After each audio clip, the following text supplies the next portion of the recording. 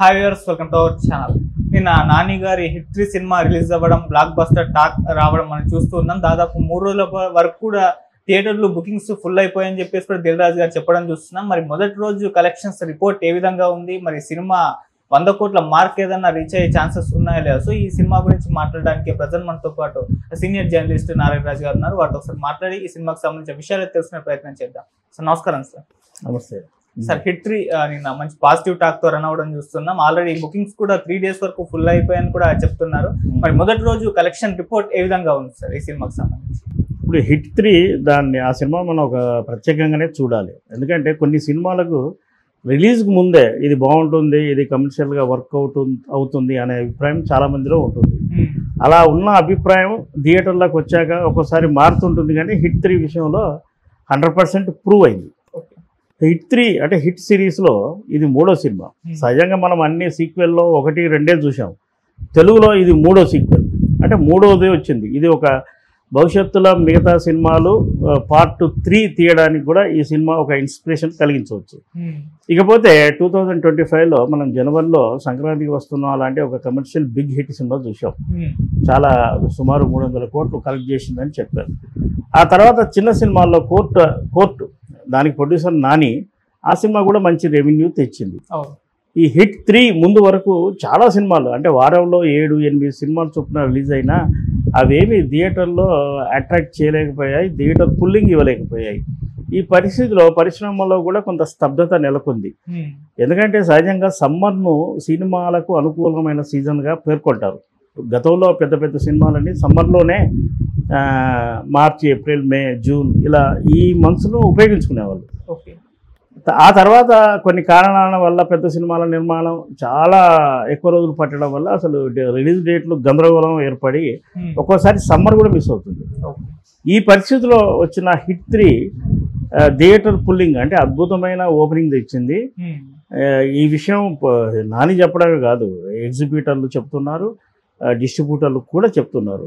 ఈ డిస్ట్రిబ్యూటర్లో పెద్ద తలకాయ దిల్ రాజు కూడా ఆ సినిమా సక్సెస్ ఈవెంట్లో పాల్గొంటూ ఈ సినిమా గురించి చాలా మాట్లాడాడు. ఆయన వాస్తవాలే మాట్లాడాడు. థియేటర్ల మనుగడ ఎలా అనే సమస్య ప్రశ్నార్థకం ఎదురైన సందర్భంలో హిట్ 3 వచ్చింది.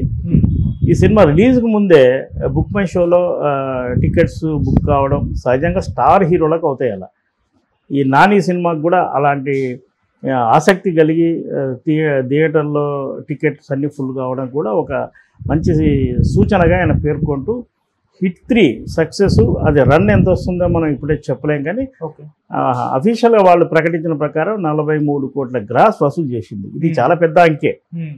అంటే ఒక పెద్ద టాప్ ఎన్టీఆర్, మహేష్ బాబు ఈ రేంజ్లో మనం పోల్చొచ్చో లేదో కానీ ఆ రేంజ్ రెవెన్యూ ఇది మొదటి రోజు తెచ్చింది.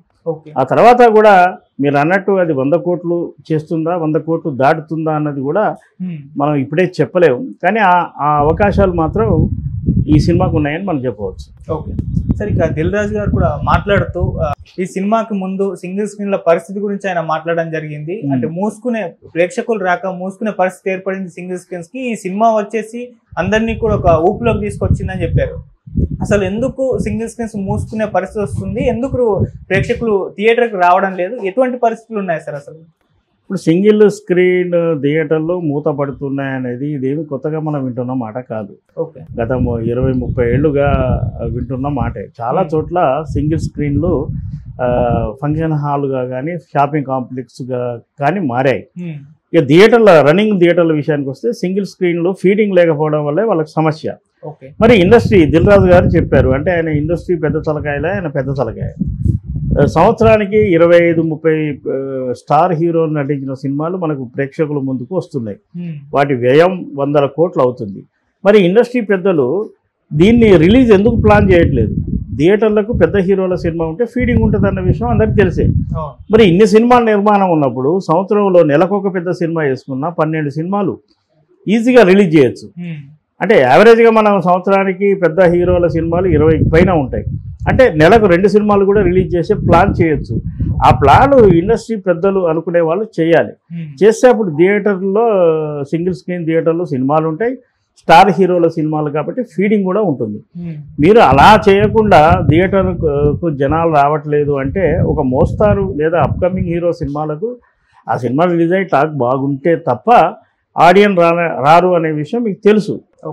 మరి థియేటర్ ఫీడింగ్ కావాలంటే పెద్ద సినిమాలు కావాలి. పెద్ద సినిమాల్లో ఒక క్రమశిక్షణగా ప్రేక్షకులకు వచ్చే విధంగా ప్లాన్ చేయాల్సిన బాధ్యత ఇండస్ట్రీ పెద్దలదే. ఈ విషయంలో దిల్ రాజు ఆయనకాయనే ఒక లీడ్ తీసుకొని ఒక క్రమశిక్షణగా సినిమాలన్నీ రిలీజ్కు ప్లాన్ చేయగలిగితే ఈ సమస్య నుంచి సింగిల్ థియేటర్ల సమస్య నుంచి కొంత బయటపడే అవకాశాలు కనపడుతుంది. ఓకే సార్, కానీ పెద్ద హీరోల సినిమాల విషయానికి వచ్చేసరికి మీరు అన్నట్టు అంటే మంత్లీ ఒకటి ప్లాన్ చేయాలనుకుంటున్నారు కానీ అది కుదరడం లేదు. ఆల్రెడీ సంక్రాంతికే సార్ రాజసాబ్ సంక్రాంతికి అంటున్నారు, సమ్మర్లోనే రాజసాబ్ పోస్ట్ పోన్ అయింది, హరిహర వీరమల్లు, విశ్వంబర ఇలా అన్ని సినిమాలు కూడా పోస్ట్ పోన్ అయ్యి ఇప్పుడు రిలీజ్ డేట్లు కూడా వాటి అనౌన్స్ చేయలేదు. సో ఈ సమ్మర్ అంతా కూడా చిన్న సినిమాలతో ఈ నానిగారి సినిమాలతో ఇలా అయిపోవడం చూస్తున్నాం. ఎందుకు ఈ విధంగా పెద్ద హీరోల సినిమాలన్నీ కూడా పోస్ట్ పోన్ అవుతూ వస్తున్నాయి? మరి ఇది ఎంత ప్రభావం చూపిస్తుంది అంటారు సార్? ఇప్పుడు గతంలో ఎన్టీఆర్ సినిమా కావచ్చు, చిరంజీవి సినిమా లాంటి స్టార్ హీరోల సినిమాలు కూడా ఒక సినిమాకి 60 రోజులు డేట్స్ ఇస్తే సినిమా పూర్తయ్యేది. 4 నెలల్లో అంటే సినిమా మొదలుపెట్టినాక 4th monthలో ఫస్ట్ కాపీ వచ్చి రిలీజ్కి వచ్చేది సినిమా. అంటే అప్పుడు తీసింది సినిమానే, ఇప్పుడు తీస్తున్నది సినిమానే. అప్పుడు ఆర్టిస్టులే, ఇప్పుడు ఆర్టిస్టులే. మారింది మేకింగ్ స్టైల్, క్వాలిటీ పేరుతో లేదా బ్యాక్డ్రాప్ పేరుతో, గ్రాఫిక్ పేరుతో, ఇప్పుడు ఏఐ అని కొత్తగా కూడా వచ్చింది. ఇలాంటి హంగులన్నీ చేర్చడం వల్ల సినిమాల నిర్మాణం చాలా సుదీర్ఘంగా జరుగుతుంది. నేను ఇందాక చెప్పినట్టు ఒక సినిమాకు మీరు ఒక హీరో దగ్గర కమిట్మెంట్ తీసుకునేటప్పుడు ఒక ఏడాది క్యాలెండర్ ఇయర్లో కూడా సినిమా పూర్తి చేసే విధంగా హామీ పొందనప్పుడు ఆ హీరో సినిమా మీద 100, 200, 300 ఇప్పుడు 1000 కోట్ల వరకు కూడా వెళ్ళింది. ఎలా పెట్టుబడి పెడతాడు? దీని వెనక ఎంతమంది ఆధారపడి ఉన్నారు? హీరోకు సినిమా ఒకటే కావచ్చు, కానీ దీని వెనక ఒక 1000 కోట్ల పెట్టుబడి ఉంటే ఆ సినిమాకు ఉండే కార్మికులు ఎంతమంది, వాటి మీద ఈ ఇతర విధాలుగా ఫైనాన్స్ చేసే వాళ్ళు ఎంతమంది, థియేటర్లు ఆ సినిమా థియేటర్కి రావాలి, థియేటర్లకు వస్తే అక్కడ ఫీడింగ్ ఏంటి, ఇవన్నీ ఆలోచించాలి. ఎలాంటి డిసిప్లైన్ లేని ఇండస్ట్రీ అంటే సినిమానే మనం చెప్పుకోవచ్చు. ఒక రిలీజ్ డేట్ వేస్తారు అంటే పూర్వం ఒక విడుదల తేదీ వేసి ఆ తేదీలో చేయకుంటే దాన్ని అవమానకరంగా ఫీల్ అయ్యేవాళ్ళు. ఇప్పుడు అలా లేదు, వాళ్ళే లీకేజీలు ఇస్తున్నారు. పలానా తేదీ అని వాళ్ళే అంటారు, పలానా తేదీ రాకపోవచ్చు అని కూడా వాళ్ళే అంటారు. ఇలా ఒక డిసిప్లిన్ లేకుండా వాళ్ళే నిర్మాణాలు చేస్తుండడం వల్ల ఈ సమస్య వచ్చింది. మీరు చెప్పిన సినిమాలు పవన్ కళ్యాణ్ సినిమా కావచ్చు, ప్రభాస్ సినిమా కావచ్చు, లేదా మరో హీరో సినిమా కావచ్చు, ఎక్కువ సినిమాలు కమిట్ అవుతున్నారు, సకాలంలో పూర్తి చేయలేకపోతున్నారు. పవన్ కళ్యాణ్ కంటే ఆయన ఎమ్మెల్యేగా లేదా డిప్యూటీ సీఎంగా ఆయనకు అదనపు బాధ్యతలు ఉండడం వల్ల అతను పూర్తి చేయడానికి కొంత ఇబ్బంది ఉండొచ్చు. ప్రభాస్ లాంటి స్టార్ హీరో మరి ఒక క్రమశిక్షణగా తన సినిమాలను పూర్తి చేయాల్సిన బాధ్యత ఆయన మీద ఉంది. మరి ఏ కారణం చేత ఆయన కొత్త సినిమాలు కమిట్ అవుతున్నాడు కానీ ఉన్న సినిమాలను పూర్తి చేయడంలో మాత్రం విఫలమవుతున్నాడు. దీనికి వ్యక్తిగత కారణాలు ఉన్నాయా, మరే ఇతర కారణాలు ఉన్నాయా అన్నది వాళ్ళే చెప్పాలి. ఒక ఈ పవన్ కళ్యాణ్ ప్రభాస్ విషయం కాదు, చాలా సినిమాల విషయంలో సుదీర్ఘ నిర్మాణం జరుగుతూ 1 year, 2 year, 3 year, 4 year కూడా జరగడం ఇది మంచి పద్ధతి కాదు. దాని ప్రభావం ఇండస్ట్రీ మీద ప్రత్యక్షంగా ఉంటుంది, ఇండస్ట్రీ దెబ్బతింటుంది. ఈ థియేటర్ల వ్యవస్థకు మూలం లేదా థియేటర్ వ్యవస్థ నిలబడాలంటే స్టార్ హీరోల సినిమాలు అవసరం. అలాంటి సినిమాలు సకాలంలో రాకుంటే చాలామంది ఇబ్బంది ఎదుర్కొంటారు. నేను ఇందాక చెప్పినట్టు ఇదంతా పరిశ్రమ అంతా కూర్చొని దీన్ని సాల్వ్ చేసుకోవాలి. ఓకే సరే, ఇక్కడ నాని గారి హిస్టరీ విషయానికి వచ్చేసరికి అంటే ఈ సినిమాకి మొదటి రోజు 43 crores వాళ్ళు అనౌన్స్ చేయడం చూస్తున్నాం. అయితే ఈ 3 రోజుల్లో అంటే మామూలుగా ఇప్పుడు ఏ సినిమా రిలీజ్ అయినా 3 రోజుల్లో కలెక్షన్స్ రాబట్టేసుకోవాలి, బ్రేక్ ఈవెన్ అయిపోవాలి, ఆ థాట్లో ఉండడం మనం చూస్తున్నాం. 3 రోజుల తర్వాత ఆడియన్స్ వస్తారో రాదో అని చెప్పేసి. మరి ఈ సినిమాకి సంబంధించి ఫ్యామిలీ ఆడియన్స్ ఉండరు, ఎందుకంటే అందులో మోస్ట్ వైలెన్స్ ఎక్కువ ఉంది, పిల్లలు కూడా ఉండరని చెప్తున్నారు. మరి ఈ ఎఫెక్ట్ ఏమన్నా కలెక్షన్స్ మీద పడే ఛాన్స్ ఉందా? ఈ 3 రోజుల్లో బ్రేక్ ఈవెన్ అయ్యి ఎక్స్ట్రా లాభాలు తెచ్చిపెట్టే ఛాన్సెస్ కనిపిస్తున్నాయి సార్? ఇప్పుడు సినిమాలన్నీ ఇప్పుడు క్రైమ్ కథలు చుట్టే తిరుగుతున్నాయి. ఓటీటీ ప్లాట్ఫామ్లో మీ వెబ్ సిరీస్ అన్నీ నేరాలు ఘోరాలే కదా, ఇన్వెస్టిగేషనే కదా, శవాలు మాయమవడమే, వాటి పట్ల యూత్ అట్రాక్ట్ అవుతుంది. ఆ విధంగానే అలాంటి ఇన్వెస్టిగేషన్ తరహా కథలతోనే సినిమాల్లో ఒక వర్గం అంటే ఒక మిడిల్ క్లాస్ రేంజ్ హీరోలందరూ ఆ తరహా సినిమాలు చేస్తున్నారు. కోర్టు సినిమా మనకు ఎంత సక్సెస్ అయిందో తెలుసు. మరి కోర్టు ఒక చిన్న డ్రామా, అది కోర్టు డ్రామాను ఆడియన్స్ ఎంజాయ్ చేస్తారా అనేది అసలు ఎవరికైనా డౌట్. కానీ ఆ సినిమాకు పట్టం కట్టారు కదా.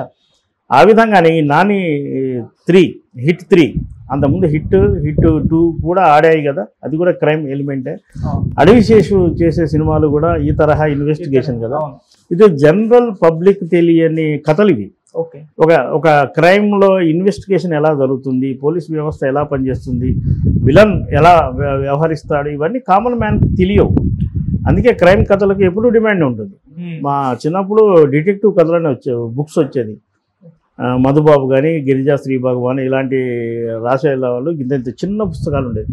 అవి స్కూలు పుస్తకాల కంటే వాటినే ఎక్కువ చదివేవాళ్ళు.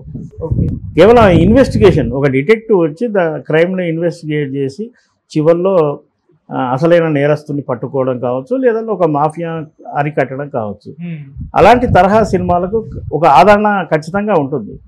నాని సినిమాకు కూడా వాళ్ళు పెట్టిన పెట్టుబడికి మనం మొదటి రోజు వచ్చిన రెవెన్యూ చూసుకుంటే ఒక 1 వీక్ లేదా 10 డేస్లోనే వాళ్ళు రికవరీ అవుతారు. బ్రేక్ ఈవెన్కు అన్ని రోజులు పట్టకపోవచ్చు. 3 రోజుల్లోనే బ్రేక్ ఈవెన్ వచ్చే అవకాశాలు కూడా స్పష్టంగా కనిపిస్తున్నాయి. ఇప్పుడు రన్ కోరుకోవట్లే కదా, రెవెన్యూ కోరుకుంటున్నారు. ఉదాహరణ మీకు చెప్తాను, సంక్రాంతికి వస్తున్న సినిమా 300 కోట్ల పై చెలుకు గ్రాస్ వసూలు చేసింది. ఆ సినిమా 100 డేస్ రన్ ఒకే సెంటర్లో వచ్చింది. మరి ఆ సినిమా ఏ రేంజ్ హిట్ అయింది మనకు తెలుసు కదా. అంటే ఓపెనింగ్లోనే ఆడియన్స్, అన్ని ప్రాంతాల ఆడియన్స్ దాన్ని చూస్తున్నారు. ఇక నీకు మిగిలిన ఆడియన్సే ఉండట్లేదు, నీకు మళ్ళీ రిపీట్ రావాల్సిందే. కాబట్టి ఎన్ని రోజులు ఆడింది అనేది ముఖ్యం కాదు, రెవెన్యూ ఏ మేరకు వస్తుంది అనేది ముఖ్యం. ఓకే సార్, అలా సరే. ఫైనల్గా నాని గారి సినిమాల గురించి మాట్లాడుకోవాల్సి వస్తే, ఆయన ఇంతకుముందు పక్కింటి అబ్బాయి అన్నట్టుగా ఆ పాత్రలు ఉండేవి. ఆయన లవర్ బాయ్ అన్నట్టుగా ఎక్కువ ప్రేమ కథలు, పక్కింటి అబ్బాయి ఆ పాత్ర చేశారు.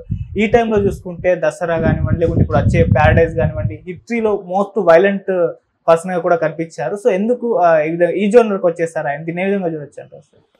ఇప్పుడు ఇండస్ట్రీలో పూర్వం క్లాస్ హీరోలు, మాస్ హీరోలు అని ఒక విభజన రేఖ ఎప్పుడూ ఉంటుంది.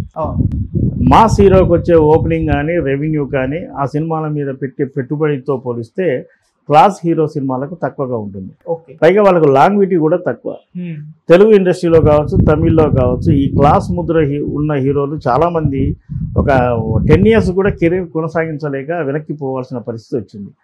ఈ నేపథ్యంలో నాని ఎస్టాబ్లిష్ కావడానికి ఆ లవ్ స్టోరీస్ లేదా ఒక వైవిధ్యమైన కథల్ని ఎంపిక చేసుకున్నాక తనకు ఒక ఐడెంటిటీ వచ్చాక ఇక అక్కడి నుంచి ముందుకు వెళ్ళాలంటే ఇంకో రోడ్ చూసుకోవాలి. అదే హైవే లాగానే ఉండాలి. అది దానికోసం ఆయన జెర్సీ నుంచి ఒక ప్రయత్నం, దసరా నుంచి ఒక ప్రయత్నం, ఆ తర్వాత ఈ ప్రయత్నాలు చేస్తూ ఇంకో విషయం ఏంటంటే తనకు నచ్చిన కథలు, అంటే తను చేయలేకపోయిన కథల్ని తను ప్రొడ్యూస్ కూడా చేశాడు. అంటే ఒక నిర్మాతగా కూడా ఉండడం రిస్క్ అయినప్పటికీ తను సక్సెస్ఫుల్ నిర్మాతగా ప్రూవ్ చేసుకున్నాడు. అలాంటి తన నాని ప్రొడ్యూసర్గా ఉన్నాడు అన్నప్పుడు ఆయన దగ్గరికి అనేక కథలు వస్తాయి. ఆ కథల్లో తను నటించే కథల్ని ఎంపిక చేసుకుంటే ఈ హిట్ 3 లాంటి సినిమాలు వస్తాయి. ఇది ఆయన తీసుకున్నది యూటర్న్ లాంటిది కాదు, ఒక సేఫ్